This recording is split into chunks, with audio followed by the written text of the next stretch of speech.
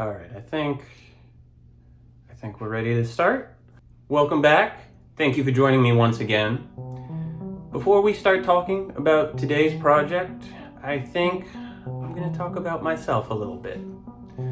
There was a time, a long time ago, when I was young. I was a teenager probably, which is farther back than I would like to admit. I always had an interest in art. I was always trying out something new. At one point, I was very interested in photography. I ended up even taking like a photography class. I would like to be able to tell you that I absorbed a great deal of knowledge from this photography course, that I know my way around a film camera, that I know my way around a darkroom. But for some reason, one of the few things my young ADHD compromised brain really clung onto was the fact that when you travel, you are supposed to take your film out of your luggage. The reason is, if your film goes through an X-ray machine, the X-rays, the radiation from the X-ray machine, is going to damage the film. But I never really knew what exactly happened to the film, right? Like, what does the radiation do to the film? What do the pictures look like? And today, we're gonna find out. So I've taken a few trips this year. A couple of them were traveling by air. I bought this disposable camera. I put it in my luggage. It's been through the X-ray machine probably about 3 times, I think. It's very possible that the pictures are going to be just completely ruined and not look like anything. In which case, I'll have to find something creative to do with the images. It's also possible that they could look really cool. They could look really warped, the colors might be messed up. I don't know. We're going to find out. So to start this project off, I went down to the lakefront to take some photos. It's currently the middle of winter, which is a generally miserable but very photogenic time of year. It's a time of year when the waves from Lake Michigan create prehistoric landscapes out of ice. For full disclosure, the videos I just showed were from 2021 when we had an extremely cold and snowy winter. This winter has actually been quite warm, so the beach looks a little bit less impressive right now.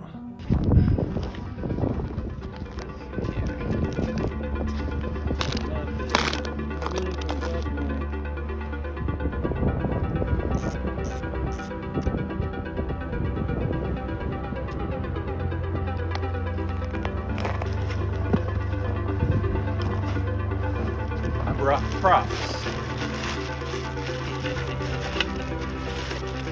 Got a skull.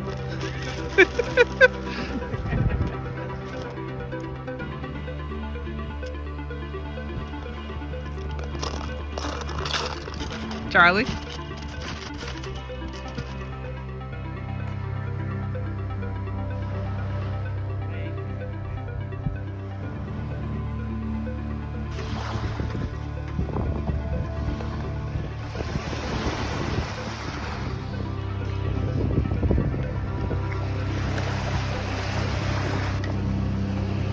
Be careful.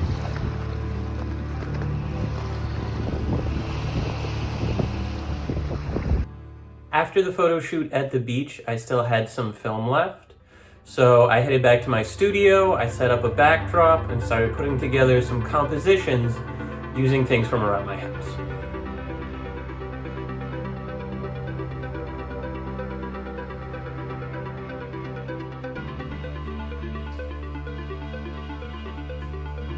I've always had a strange compulsion to collect unusual things I come across.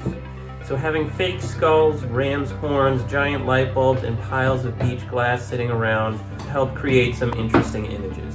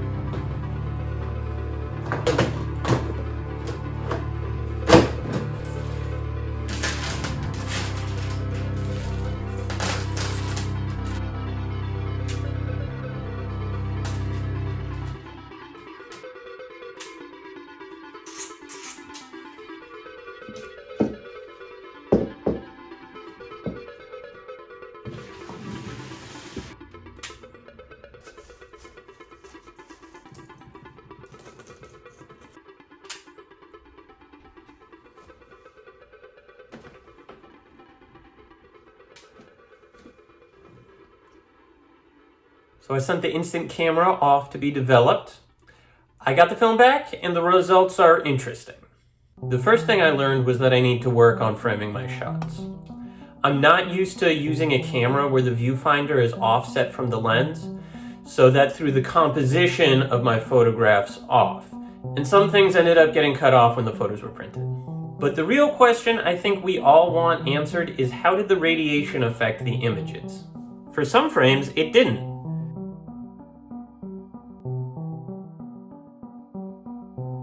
For some photos, there was some unusual graininess and markings on the film. And some were just pure visual noise. So how much of this is caused by the radiation, and what's just a consequence of using a very low quality camera? I'm not sure, but I think both factors probably played a role in how some of these photographs turned out. I was initially surprised that not all frames were affected equally. I kind of assumed that the roll of film was so small that all of the pictures would be affected pretty much the same. But in retrospect, I guess it actually makes sense that some parts of the film roll would be more exposed to X-rays than other parts would. And that's why we're getting a variety of results. So now I have a stack of interesting but not exactly amazing images. What am I going to do with them?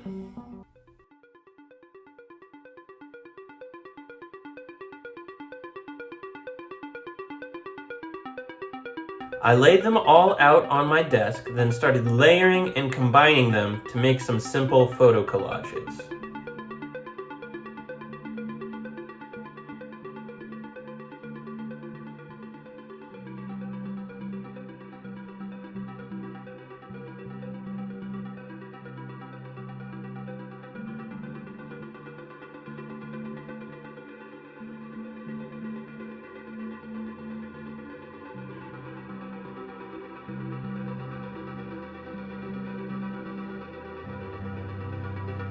I decided to accentuate the grainy, gritty nature of the photos, so I scanned them into my computer and put them in Photoshop. I created increasingly low-quality pixelated versions of the images and layered them on top of each other.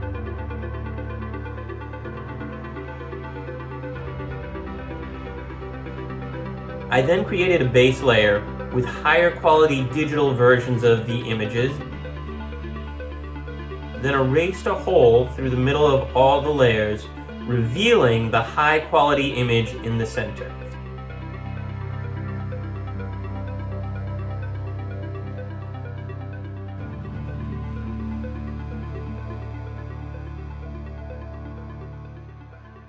This creates a gradient that transitions from a fairly clear image to a very distorted, pixelated image around the edges of the photo. I went through the same process with the other two collages I made, but I'm not going to bore you with that process footage. It's basically the same.